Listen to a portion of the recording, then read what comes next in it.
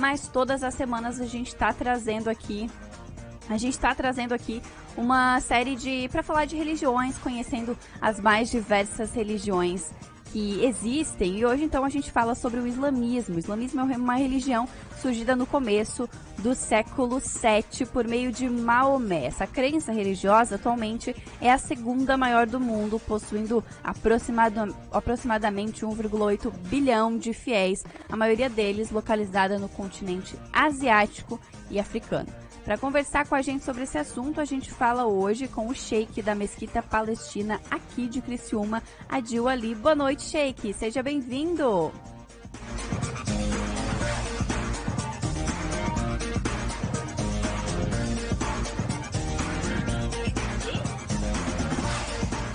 Boa noite, sheik. Consegue nos ouvir? Boa noite. Sim, consigo muito bem. Seja bem-vindo. Prazer imenso conversar contigo para a gente conhecer um pouquinho mais do islamismo. Prazer não, só não estou vendo vocês. Não, tudo certo. A tua imagem está aparecendo aqui. Não tem esse retorno mesmo, é normal. Ok. Sheik, para a gente começar então o nosso bate-papo, queria te pedir para explicar um pouquinho para quem está acompanhando a gente o que significa a palavra Islã e quando que surgiu o islamismo. Explica um pouquinho para a gente. Perfeito. Islã, na verdade, islamismo a gente fala Islã, tá? O Islã, ele significa, ele surgiu depois da ida de Jesus. A gente acredita que Jesus não morreu e nem foi crucificado, um profeta e mensageiro de Deus. Assim que Deus elevou ele, arrebatou ele aos céus de corpo e alma, depois de 576 anos aproximadamente, nasceu o último dos profetas, o profeta Muhammad, ou vocês falando Maomé, que a paz esteja sobre ele. Então, nesse momento, depois, quando ele atingiu 40 anos de idade, surgiu a religião do Islã. O Islã, o que significa?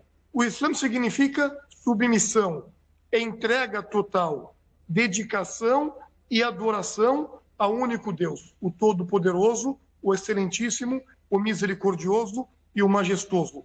Significa eu me submeter, me entregar totalmente, toda a minha vida e a minha morte é para Deus. Ou seja, eu devo agir conforme os mandamentos de Deus. Nesse momento a gente reflete como que é os mandamentos de Deus. Deus enviou vários profetas e mensageiros. Ele enviou Noé, enviou Abraão, enviou José, Jacó, vários, Moisés, vários, Jesus, e depois de Jesus veio Muhammad, o último dos mensageiros e profetas, encerrando o ciclo de mensagens. Todos eles vieram para falar: adorem a Deus, voltem para Deus, não adorem nada além de Deus, e renuncie tudo aquilo que vocês estão adorando, aquilo que não é Deus, o único todo-poderoso. Então os mensageiros todos vieram divulgar o Islã. E aquele que pegou a mensagem, acreditou em todos os mensageiros, é muçulmano. Uhum. E, sheik, todo mundo pode ser muçulmano? Como que faz?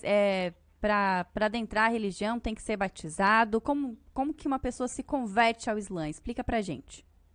Com certeza, todo mundo pode ser muçulmano. Para você ser muçulmano, é isso que eu falei. O Islã se baseia em 5 pilares. 5 pontos fundamentais que a pessoa deve praticar. 5 pilares quer dizer pilar, algo que vai sustentar a pessoa dentro da religião. O primeiro pilar é essencial para você se tornar um muçulmano, para a pessoa se tornar uma muçulmana. Como assim? Você deve acreditar com sinceridade no seu coração, acreditando e testemunhando, dizendo em árabe: Ashhadu an la ilaha illallah wa ashhadu anna Muhammad Rasulullah. Traduzindo: eu testemunho que não há divindade digna de adoração, exceto Deus, o único, Allah, Todo-Poderoso. E testemunho que Muhammad é o último dos profetas e mensageiros e um servo de Deus. Assim como Jesus foi, o filho de Maria, um servo e mensageiro de Deus. Se você acreditou nisso, pronunciou isso, você se tornou muçulmano. Uhum, perfeito. E, sheik, qual que é a escritura sagrada do Islã? A gente conhece no cristianismo a Bíblia, no judaísmo o Alcorão. Como que funciona isso no Islã? A escritura sagrada, nós acreditamos, faz parte do Pilar da fé, acreditar nas escrituras que Deus enviou para os seus mensageiros. E Deus enviou vários mensageiros. E alguns deles receberam algumas escrituras, os livros como Davi, como Abraão, como Moisés, como Jesus recebeu o Evangelho, o Torá. E o último livro veio com o último profeta, Muhammad, que é o Alcorão, que é esse que está aqui atrás. Esse livro completa todos os demais. Eu acredito nos demais, mas sigo o último livro, encerrando as religiões, encerrando os livros, encerrando os mensageiros. O Alcorão é a Constituição, é as leis divinas, a qual todo muçulmano deve seguir. Perfeito. Nosso ouvinte Cláudio pergunta aqui, Sheik, que obrigações tem um muçulmano? As obrigações que o muçulmano tem, como falamos, só para completar aquilo que eu estava falando no começo, nós acreditamos 5 pilares. O primeiro que eu falei para vocês é o testemunho. Acreditar que Deus é um só, o único e digno de adoração, e Muhammad é seu mensageiro. O segundo pilar, você deve rezar, fazer orações 5 vezes ao dia e noite. Ou seja, ao amanhecer, pela alvorada, a primeira oração. Depois, ao meio do dia. Depois, à tardezinha, por volta das 3h30. Depois, ao pôr do sol. Depois, ao anoitecer. Essas 5 orações, a pessoa vai se colocar de frente na posição da Kaaba, que fica em Meca, é o primeiro templo construído pelo profeta Abraão. Em respeito, os muçulmanos se organizam, se voltando nessa posição, adorando a Deus, e eles vão se curvar, se prostrar, se ajoelhar para Deus. Uma reza vai levar entre 5 a 10 minutos. Eu tenho 24 horas durante o dia, eu vou ter que parar 5 vezes, durante 5 minutos, me comunicar, fazer essa comunicação ou me conectar com Deus único todo-poderoso. Essa oração vai me manter forte, vai manter tranquilo, vai manter meu coração sincero e puro para com Deus único todo-poderoso. Então isso é uma obrigação de todo muçulmano e muçulmana. Aquele muçulmano que não consegue rezar, ficar em pé, se movimentar, ele é incapacitado, ele pode rezar sentado. Aquele muçulmano que não pode rezar sentado, ele pode rezar deitado. Mas desde que ele tiver consciência, ele deve rezar nem se for com a sua consciência. Uma obrigação de todo muçulmano e muçulmana. A outra obrigação, que faz parte, que é o terceiro pilar da religião do Islã. O terceiro pilar é chamado de Zaká. O Zaká é um tributo ou um imposto a qual todo muçulmano considerado rico deve tirar uma quantia de 2,5% e dar para os pobres necessitados da sua região, da sua localidade. Esse dinheiro não vai para o sheik, nem para nenhuma autoridade. Esse dinheiro tem que ir para os pobres, para os necessitados. Ou seja, toda pessoa, por exemplo, que atingiu um valor de R$3.000, um exemplo, ele deve tirar 2,5%, que vai dar R$75. De 3 mil, 75 não é nada. Mas aquela pessoa que não tem nada, é bastante para ela. Então isso é uma obrigação também, ajudar os pobres e necessitados. Depois tem o quarto pilar, que é conhecido como Ramadan. Ramadan é o nome de um mês abençoado, um mês nobre, um mês iluminado, a qual iniciou a revelação do Alcorão para o profeta Muhammad, de Deus, através do anjo Gabriel, ao profeta, esse livro sagrado. Esse livro veio no mês do Ramadan, ele levou 23 anos para ser revelado, para ser concluído. Então, é um mês abençoado, um mês iluminado. Esse mês foi decretado e obrigado a fazer o jejum. Todo muçulmano que tiver condições físicas, boa saúde, a mulher que não tiver menstruada, ou aquela mulher que não tiver grávida ou amamentando o filho, as pessoas devem jejuar. Ou pessoas idosas também ficam ausentes do jejum. O jejum vai dar alvorada ao pôr do sol. O jejum vai dar alvorada ao pôr do sol. Eu vou jejuar todos os dias durante 29 dias ou 30 dias, durante o mês inteiro. O mês para nós tem 29 ou 30 dias. Ele inicia conforme a lua nova, durante as fases da lua, vai até a próxima lua nova. Então esse mês é um mês nobre, um mês abençoado, nós vamos refletir. Eu vou ficar sem comer durante um período. Só que tem pessoas que não comem, não bebem durante anos, durante dias e noites. Então, meu coração deve sentir esse jejum e ajudar mais os necessitados. E assim por diante. O maior jejum também não é ficar só sem comer e sem beber, e sim controlar a ira, controlar os desejos, controlar os pensamentos e assim por diante. Depois tem o quinto e último pilar, conhecido como Hajj, ou peregrinação. A peregrinação aquele muçulmano ou muçulmana é obrigado, uma vez na vida, a ir a Meca, se tiver condição física, boa saúde e financeira. Se ela tiver essa condição, ela deve ir a Meca, fazer o ritual de peregrinação.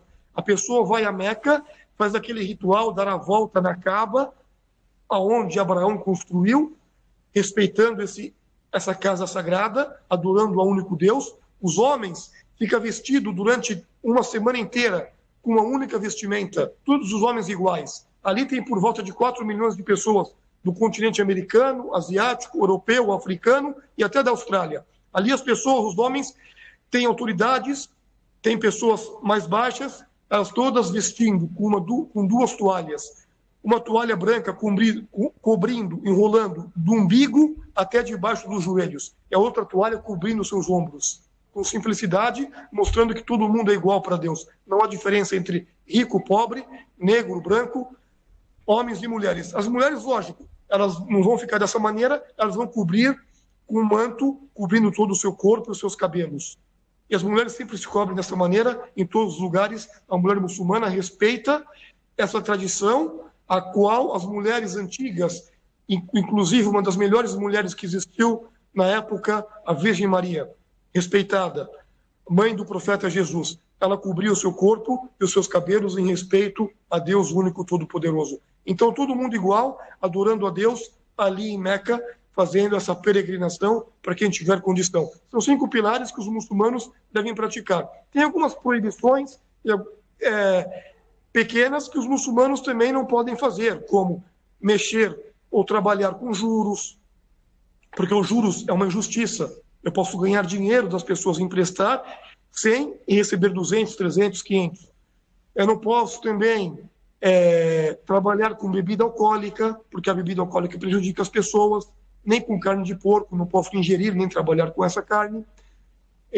Não posso cometer adultério e assim por diante. Tirando isso, Allah, o único todo-poderoso, permitiu o muçulmano fazer e não ultrapassar as suas divisões, desde que ele adore a Deus e seja sincero com o único Deus, o Todo-Poderoso, ser monoteísta. Isso que importa. Uhum. E Sheik, tu comentou ali do Ramadã, né? Ele acontece num período fixo, como que é? O Ramadã, ele acontece no 9º mês do calendário lunar ou do calendário islâmico. Esse calendário varia, porque, como eu disse, os meses para nós é conforme a lua. Então, o mês do Ramadã desse ano, ele aconteceu por volta do mês de maio. No ano retrasado, aconteceu por volta do mês de junho. Então, ele vai variando por causa da lua, entendeu? Às vezes ele tem 29, às vezes tem 30 dias. Mas o muçulmano, ele respeita esse mês, ou seja, não ultrapassando as divisões que Deus colocou para ele, ele se volta em jejum durante o dia e faz adorações voluntárias durante a noite com seus irmãos. Ele aproveita esse mês para fazer mais caridade, entendeu? Independente de quando for cair esse mês. Mas ele aproveita para se dedicar mais para Deus, porque ele acredita que o próprio profeta, que a paz seja sobre ele, o último dos mensageiros, falou, nesse mês que foi revelado ao Corão, esse mês Deus, ele abre as portas dos céus e do paraíso e fecha a porta do inferno, E assim ele acorrenta os demônios, deixando os seus servos livres para adorar a Deus único todo-poderoso, ou seja, fazer boa ação, praticar o bem e não praticar o mal. Então a gente faz isso ou tenta fazer isso. Uhum. Sheik, nossos ouvintes aqui perguntando qual que é o significado da barba, das vestes de vocês. Explica um pouquinho pra gente. A barba, o muçulmano, ele deixa a barba. Nem todo muçulmano, como eu falei, o importante é acreditar em um único Deus, mas aconselhado é deixar a barba. A barba faz parte do monoteísmo, de adorar o único Deus. Por quê? Porque na época antiga e até na época de hoje, os idólatras é símbolo da idolatria, aqueles que adoram estátuas, aqueles que adoram sol, lua, aqueles que adoram animais junto com Deus, eles deixam uma barba longa e um bigode comprido. Entendeu? E um bigode longo. Então, o profeta Muhammad e até o profeta Jesus e até o profeta Moisés, é uma tradição de todos os mensageiros, eles tinham barba e eles aparavam bigode. Eles falavam sempre assim, tem relato de vários profetas, inclusive do profeta Muhammad. Eles falavam, deixem a barba e aparem vossos bigodes. Fiquem diferentes dos idólatras. Vocês são um povo monoteísta, adorem o único Deus. E a barba faz parte também da característica do homem. O homem tem mais hormônios, geralmente, do que a mulher. Aquela mulher que tem um pouquinho mais de hormônio, ela faz tratamento para tirar esses hormônios e não nascer muitos pelos. Então, isso aqui faz parte, é uma tradição dos mensageiros. Muhammad, Jesus, Abraão, Moisés, eles deixavam a barba e aparavam o bigode.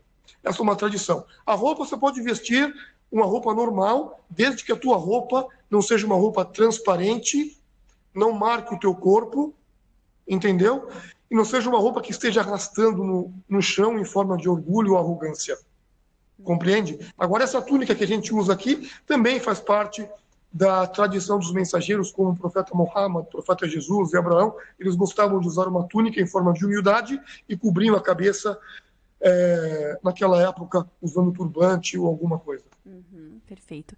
Sheikh, conta um pouquinho pra gente como que tu começou no Islã, qual que é a tua história com a religião, como que foi a tua conversão para isso. Explica um pouquinho pra gente da tua história. Eu nasci de família muçulmana. Eu sou descendente da parte de pai de turcos e da parte de mãe de libaneses. Eles vieram para o Brasil, como muitos imigrantes vieram, e se conheceram, casaram, tiveram filhos, e eu fui um dos filhos deles. A gente cresceu já dentro dessa religião. Com o tempo, eu nasci no Brasil, estudei no Brasil. Quando eu fui fazer uma faculdade, eu saí para fora, na Arábia Saudita, na cidade de Medina El Munawwara. Ali, onde o profeta viveu, depois que ele migrou para Meca, de Meca para Medina. Eu me formei na Universidade Islâmica e fiz um curso de língua árabe de 3 anos e depois fiz um outro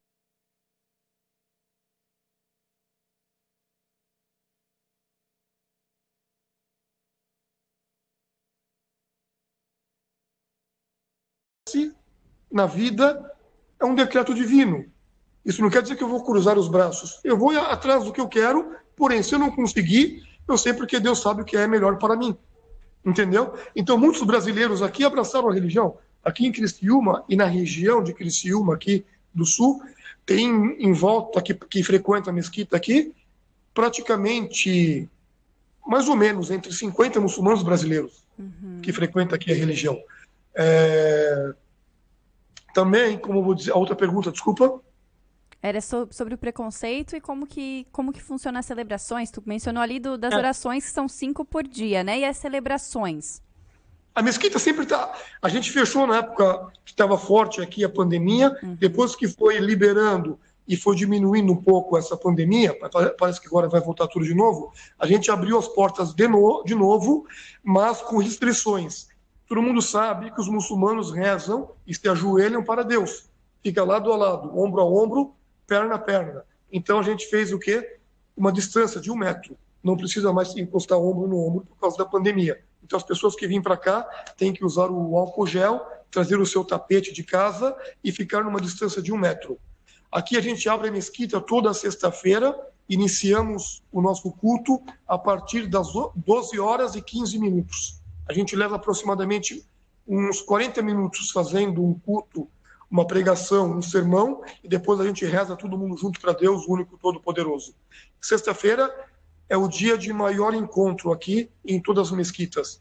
Aqui em Criciúma tem uma comunidade grande de muçulmanos da África que vieram, muitos imigrantes de Gana, de Senegal, de Togo, e tem os brasileiros que se converteram também, e alguns árabes. Então eles se reúnem aqui na sexta-feira, tem aqueles que evitam por causa da pandemia, mas respeitando as restrições, sexta-feira. E tirando a sexta-feira, a gente reza 5 vezes por dia.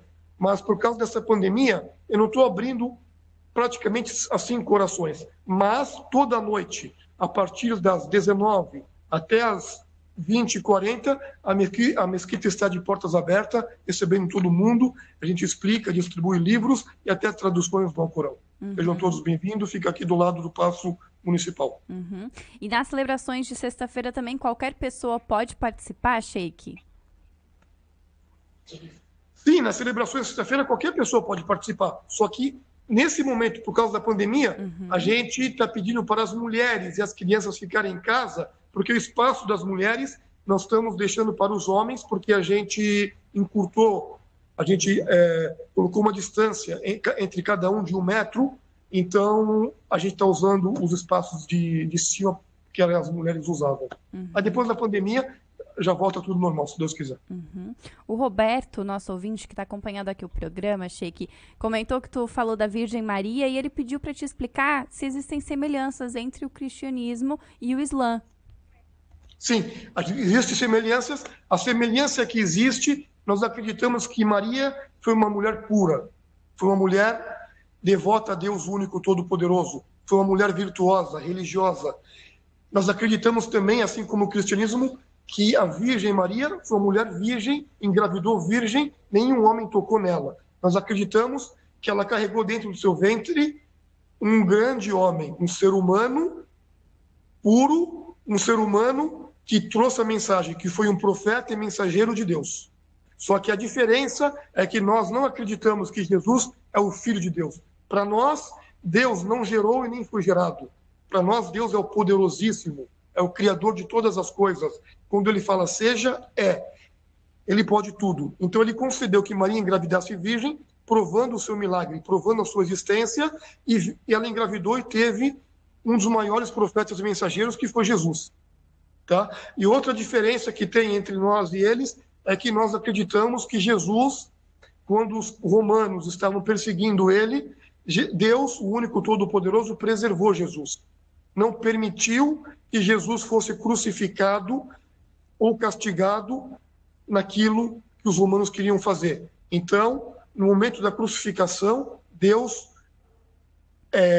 arrebatou, levou Jesus de corpo e alma aos céus, preservando ele, e colocou a semelhança de Jesus em um de seus apóstolos. E esse apóstolo ele foi crucificado e martirizado e estará no paraíso. E Jesus, próximo aos sinais do tempo, acreditamos que ele vai voltar, assim como o cristianismo acredita que ele vai voltar. Mas nós acreditamos que ele vai voltar porque ele não morreu. Ele vai viver, ele vai continuar a pregar a última mensagem junto com o Corão, adorando o único Deus. Foi isso que ele pregou. E ele vai morrer como toda criatura morre. O único que não morre é Deus, o único todo-poderoso. Perfeito. Você nos ouve pela frequência do 89.1 FM e também através do youtube.com/Rádio Cidade em Dia. Continua mandando aqui pra gente qual é a sua dúvida sobre a doutrina do Islã, que a gente te espera no 48991564777. Agora 7h29, não, agora 7h30, a gente faz uma breve pausa, mas voltamos já já. Programa Atual. Seu dia a dia mais atualizado.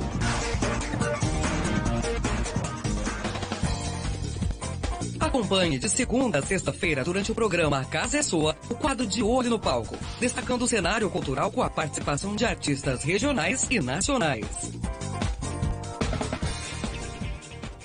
O Grupo Catarinense de Rádios uniu as campanhas de Outubro Rosa e Novembro Azul e lança Campanha Azul e Rosa. Sabia que você pode participar da nossa campanha doando alimentos não perecíveis?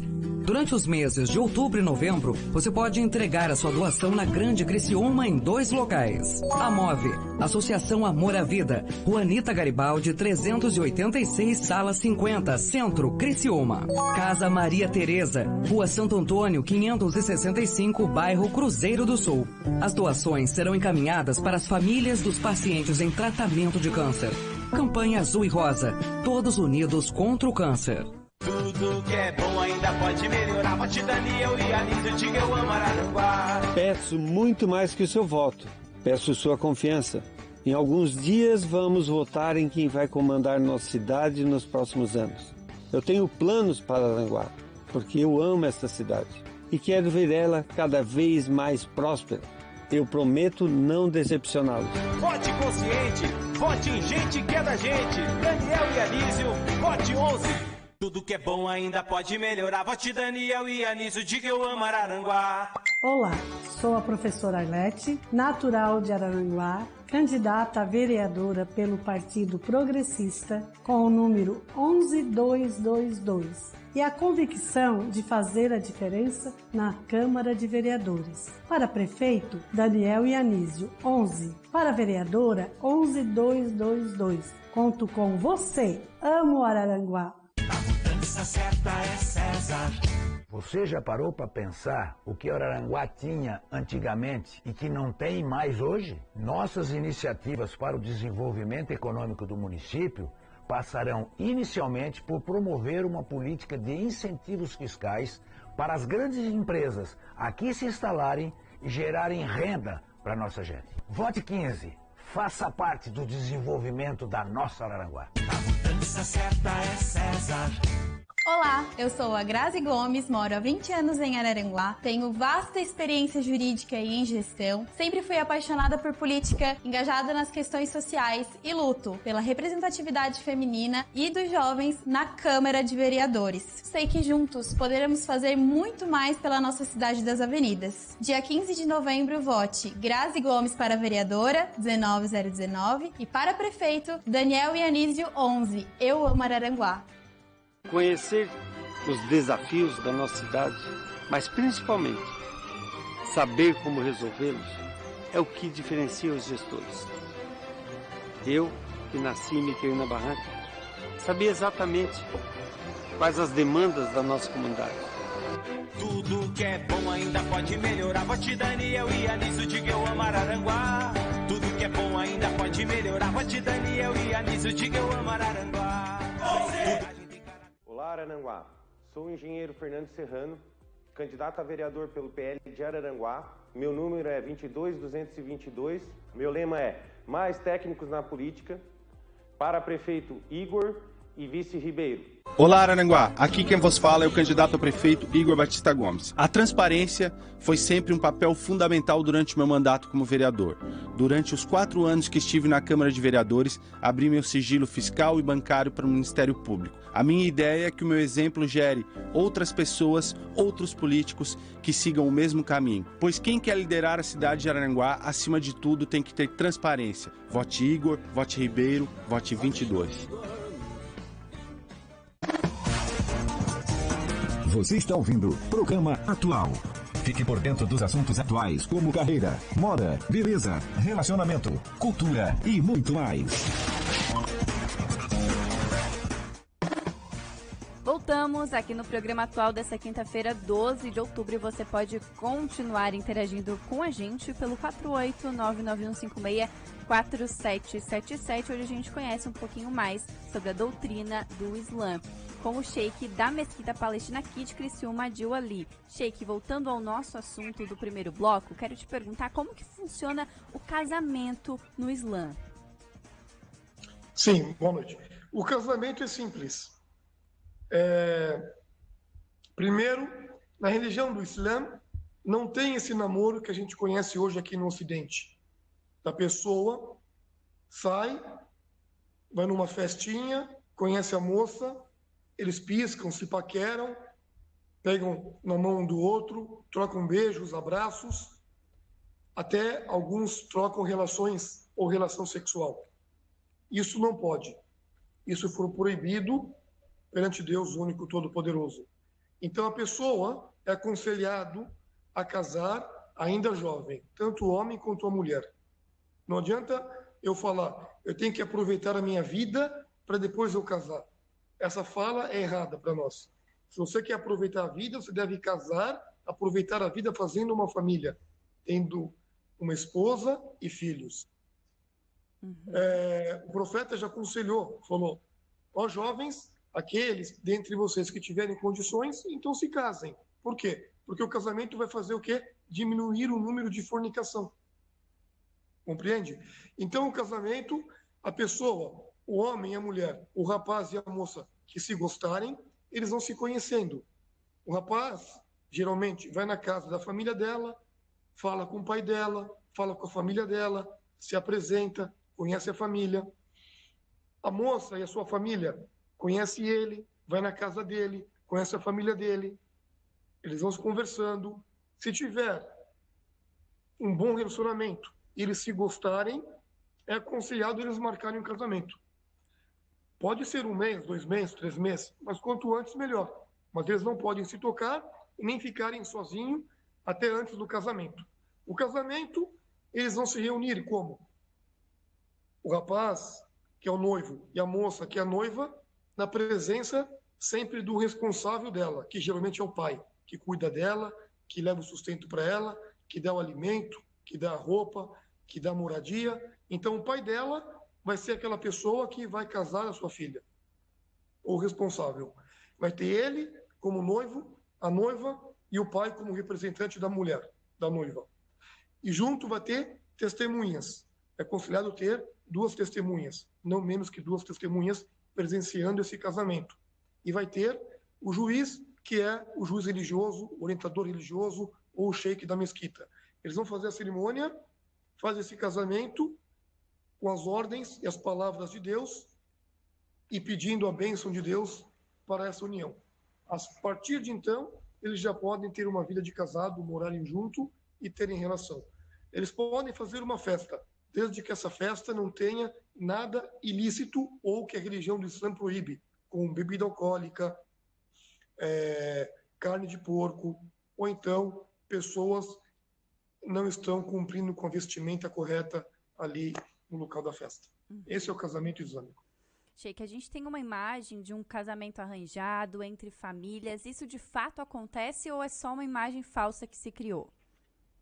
Tem essa imagem porque geralmente em alguns países que têm a religião islâmica como maioria, porém países de cultura árabe ou cultura africana, essa cultura é cultura da etnia do povo e não faz parte da cultura da religião. Na religião, o profeta, já há 1400 anos atrás, ele já falou isso. Tem relatos que ele falou para aquele que é responsável da mulher, para o pai dela.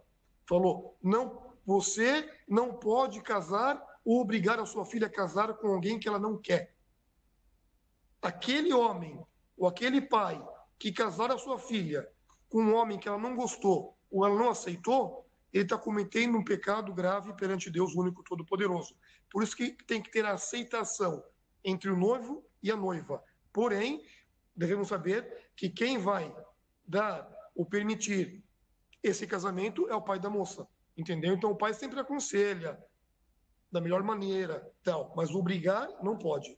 Casamento arranjado é pecado, apesar que tem muçulmanos que praticam a cultura do seu país, entendeu? Sim. Eles fazem errado conforme a religião. Perfeito. E Sheik, existe o divórcio, é permitido? Como que funciona? O divórcio é permitido, sim, na religião do Islã. Se não deu certo, está tendo muita intriga, briga, desordem, corrupção naquele casamento, pode separar. Porém, é aconselhado sempre tentar várias maneiras de reconciliação. A reconciliação sempre em primeiro lugar. Aí, se não teve jeito, as famílias se reuniram, o juiz aconselhou e assim por diante, pode separar. Mas a reconciliação é sempre em primeiro lugar. Sheik, tu mencionou no primeiro bloco sobre espaços diferentes para homens e mulheres, né? Eu queria que tu explicasse um pouquinho disso pra gente e também quais as principais diferenças entre homens e mulheres dentro da doutrina do Islã. Nas mesquitas ou nas casas de reza, tem espaço para os homens e tem geralmente um espaço atrás ou na parte superior de em cima para as mulheres. Por quê? Porque a obrigação de ir na mesquita é mais dos homens. A mulher, ela não tem a obrigação. Ela vai como voluntária. Se ela quer, se ela pode, ela vai. Se ela não está a fim de ir, ela não precisa ir. Por quê? Porque a mulher menstruada, em respeito à sua menstruação, ela não precisa ir na mesquita. Ela pode estar grávida, está com, às vezes, com problemas na gravidez, não precisa ir na mesquita, está amamentando uma criança, então tem seus afazeres. Então, a obrigação do homem. Então, o espaço maior é dos homens, geralmente. O espaço menor da mulher. Por que essa divisão? Porque, como falamos, a gente reza, a gente se curva e se prostra, se ajoelha para Deus. Então, preservando as mulheres, para quem vai entrar na mesquita, não pegar a mulher prostrada ou ajoelhada, então a gente deixa a mulher ou na parte superior ou numa parte de trás, rezando ali, preservando elas. E tem também algumas festas religiosas separam os homens das mulheres. Por quê? Como eu falei aqui no início, a mulher ela segue uma das mulheres que foi a melhor mulher do universo, uma das melhores mulheres, que para nós é a Virgem Maria, a mãe de Jesus. E a mãe de Jesus, as mulheres da época, elas cobriam o seu corpo e o seu cabelo, cobrindo a sua beleza, preservando para o seu marido, para a sua família. Então, as mulheres que se cobrem dessa maneira, geralmente quando vai em festa, algumas festas islâmicas, nem todas, algumas festas islâmicas, eles separam as mulheres num canto e o homem no outro canto. Por quê? Deixando a mulher mais à vontade. Quando ela chega na festa, ela pode tirar aquele sobretudo que está cobrindo o seu corpo, cobrindo os seus cabelos, ela pode ficar mais à vontade com as outras mulheres. E assim os homens também, entendeu? Só por isso, em forma de respeito. Perfeito.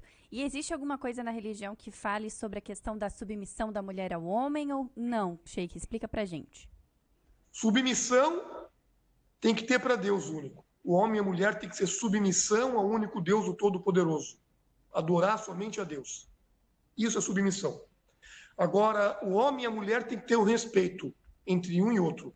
O profeta, que a paz esteja sobre ele, tem um relato que ele falou assim: não há diferença entre homem e mulher, branco e negro, rico e pobre.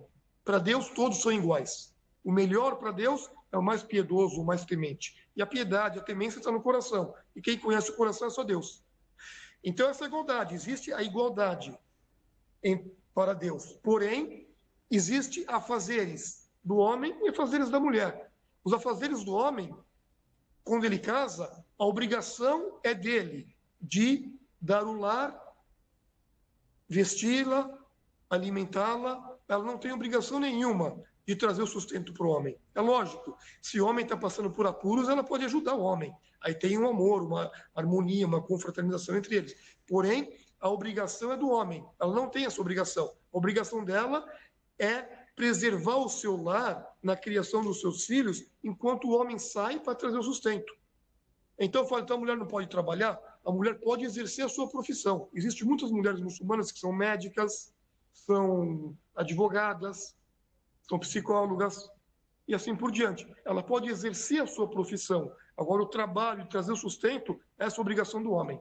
Compreende? Então, cada um tem a sua obrigação, mas eles são obrigados a se respeitarem, um respeitando o outro, honrando e ficar longe de todo tipo de traição. Perfeito. E Sheik, conta um pouquinho pra gente sobre como o Islã enxerga a homossexualidade. Tá. A homossexualidade não foi a religião do Islã que proíbe. Quem proibiu, já há muito tempo atrás, foi Deus, o único todo-poderoso. Já até no Evangelho fala sobre o povo de Sodoma e Gomorra, que foi um povo que permitiu a homossexualidade, que praticou a homossexualidade. E Deus enviou para aquela época, para aquele povo, profetas e mensageiros. Foi na época de Abraão. Até veio o profeta, muito conhecido como profeta Lot. Esses profetas vieram para advertir esse povo. Tanto que, como está no Alcorão, no Evangelho, nos livros divinos, Deus, depois de advertir, de mandar várias mensagens, e teve um grupo desse povo que rejeitou a mensagem e perseguiu os profetas e virou as costas para as palavras de Deus, Deus enviou castigo para esse povo. Mas nós temos a obrigação de não rejeitar ninguém, de não fechar a porta para ninguém. Só que nós apenas colocamos o que é lícito e o que é ilícito, ou seja, orientamos as pessoas. Assim como a homossexualidade é proibida na religião do Islã, o adultério ou a fornicação também é proibida. Como falei no começo, a bebida alcoólica também é proibido, os juros também é proibido. Mas o mais importante na religião é você acreditar em um único Deus. A pessoa que acredita em Deus e aceita o Islã, isso não quer dizer que ela não vai praticar pecados. Ela pode praticar, ela de repente pode praticar algum tipo de pecado, só que o pecado é entre ela e Deus. O pecado é entre ela e Deus. A nossa obrigação é orientar. A pessoa, ela pode pegar a orientação e voltar arrependida para Deus. Agora, não podemos rejeitar o pecador.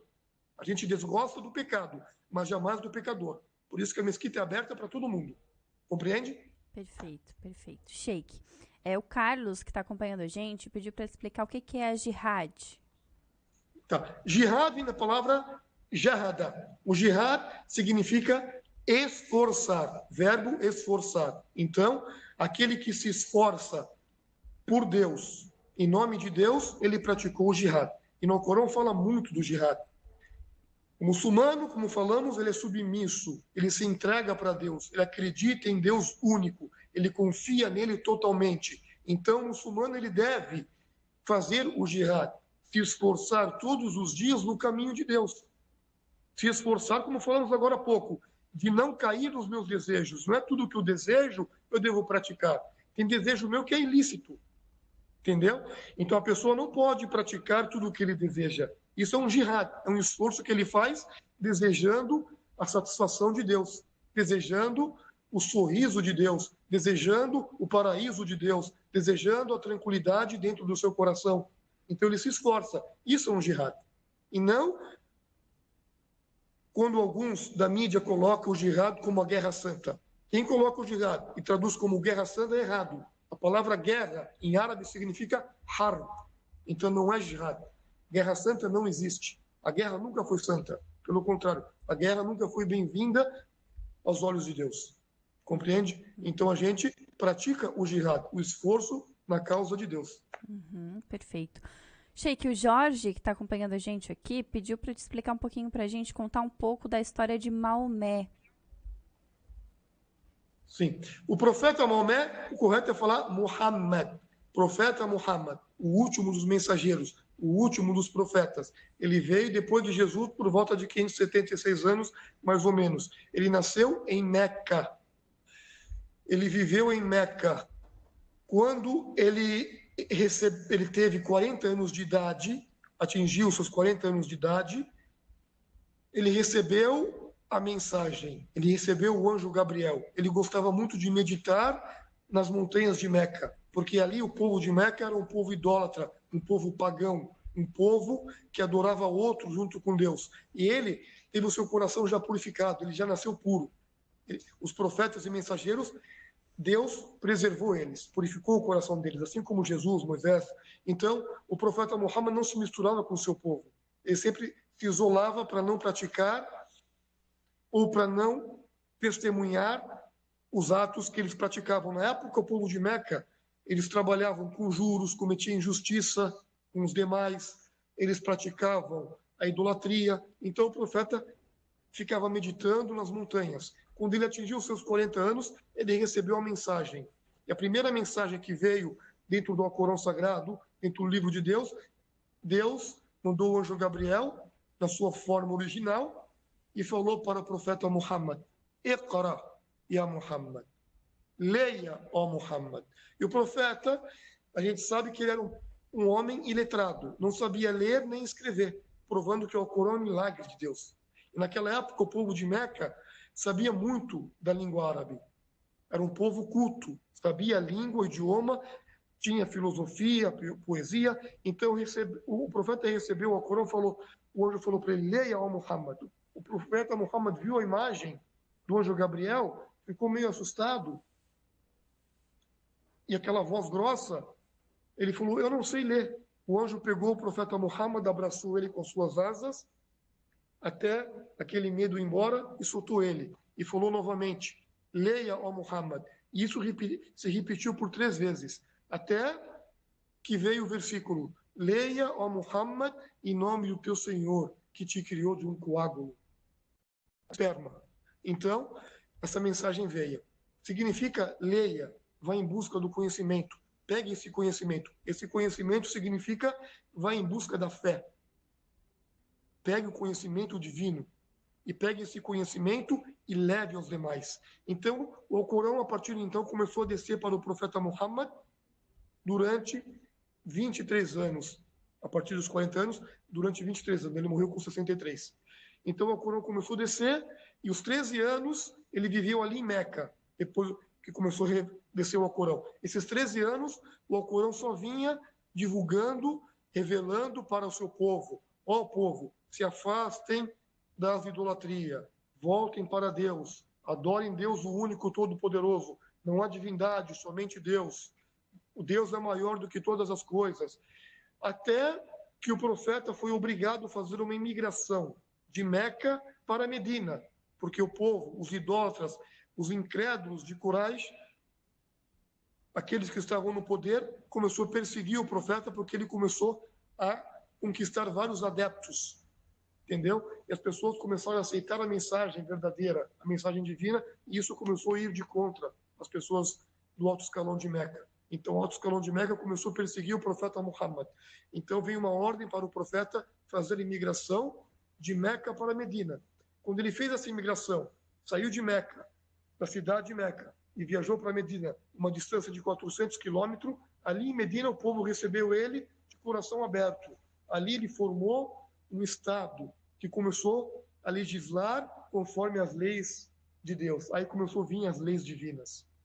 Aí veio o jejum, veio a peregrinação, veio mostrar o que é lícito, o que é ilícito, e a comunidade começou a crescer, crescer, crescer cada vez mais, até que chegou o momento que, quando o profeta voltou para Meca, ele conquistou aquele povo novamente, porque a religião cresceu de uma certa forma, conquistou Meca, e o seu povo abraçou a religião do Islã e começaram a adorar Deus único, todo-poderoso. Ele morreu com 63 anos de idade, depois ele deixou alguns sucessores, na verdade, não falado, mas o povo, da sua maioria, o povo de sabedoria, o povo que pegava o Corão, colocou ali os sucessores como seus amigos, os seus amigos que ele falou que são os amigos virtuosos, os amigos que teriam o paraíso, que largaram todo o luxo da vida apenas para se dedicar a Deus. Então, as pessoas foram consideradas como os 4 califas probos, os califas orientados.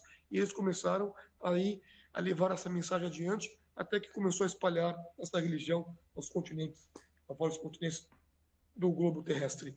Então, esse é o profeta Muhammad, o profeta que recebeu a mesma mensagem de Jesus. E é revelado que, como que sabemos que ele é o profeta, igual Jesus, e Jesus falou sobre ele, quando Jesus falava que virá depois de mim, eu devo ir, eu preciso ir, por isso que ele subiu, ele não morreu, eu preciso ir para o Consolador final vou chegar. Então, o Consolador final é o profeta Muhammad, conforme algumas características que Jesus falou, que era da Península Arábica, que ele vai ser órfão de pai, e foi isso, ele nasceu, o pai dele já tinha morrido, então tudo indica que esse era o profeta Muhammad, que a paz e a bênção sejam com os demais mensageiros e o profeta Muhammad. Perfeito. Sheik, a nossa entrevista já vai se encaminhando para a reta final. Eu quero agradecer imensamente a tua disponibilidade em estar aqui ajudando a gente a entender um pouquinho mais sobre a doutrina do Islã, e quero deixar agora os últimos momentos para que tu faça as tuas considerações finais e até uma próxima oportunidade. Fica à vontade. Nós agradecemos o convite. Já outras vezes, eu já vi em outros programas aqui dessa rádio, Cidade Indi. Nós somos muçulmanos, o muçulmano, como falamos, nós apenas adoramos a Deus, estamos aqui nessa cidade, essa mesquita foi construída no ano de 2000, foi fundada no ano de 2000, está do lado do Paço Municipal, aqui no bairro São Luís, está de portas abertas para qualquer pessoa que deseja conhecer a mesquita, conhecer sobre o Islã, se quiser livros, se quiser tradução do Alcorão, a gente também está distribuindo. Estamos aqui principalmente todas as noites, a partir das 19 horas até as 15 para as 9 da noite. Eu falo para todo mundo apenas uma única coisa. Não pegue o Islã de qualquer lugar.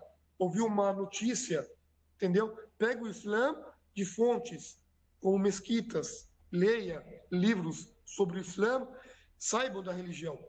Procurem a religião, porque Deus é o único, é o Criador de todas as coisas. O único, e Ele criou nós, todos nós, o único objetivo nessa vida. O objetivo nosso é voltarmos e reconhecermos a sua existência, adorando Ele. Adorar a Deus não significa eu ficar rezando apenas. Adorar a Deus significa respeitar os seus mandamentos, os seus livros, os seus mensageiros, e não ultrapassar os limites, não fazer apenas o que eu quero. Eu não estou aqui nessa vida para praticar o meu desejo ou praticar o que eu quero. Eu estou aqui como um teste nessa vida mundana. Essa vida é passageira. Tem pessoas que vivem 40, 30, 50, 60, 90 anos, alguns chegam até 100, mas todo mundo vai morrer, ficar debaixo da terra, voltar para a terra. Só que ali começa uma outra vida, não essa vida.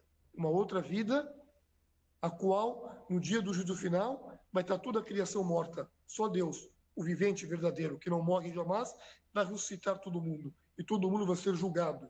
Todo mundo vai receber o seu próprio livro. Então, a pergunta é, o que eu fiz? Quais são as minhas ações que estão sendo registradas no meu livro? Nós devemos procurar e saber por que eu estou nessa vida. A Mesquita está de porta aberta para todo mundo, aqui no bairro São Luís. Fiquem na paz de Deus todo mundo. Uma boa noite. Perfeito. Sheik, muito obrigada novamente pela participação e até uma próxima oportunidade. Antes de a gente